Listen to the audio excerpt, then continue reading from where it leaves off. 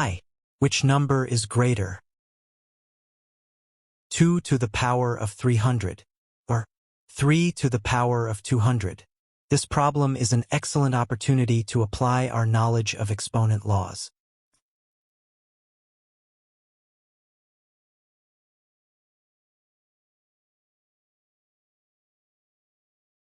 First, we'll rewrite our exponents using a common base.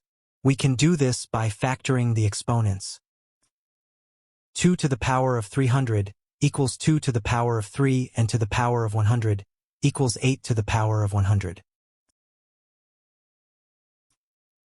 3 to the power of 200 equals 3 to the power of 2 and to the power of 100 equals 9 to the power of 100.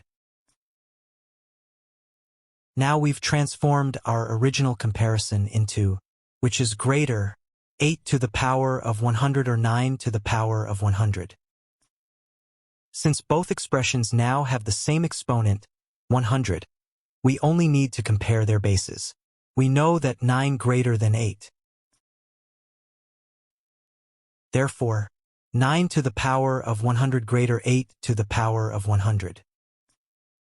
Thanks for watching.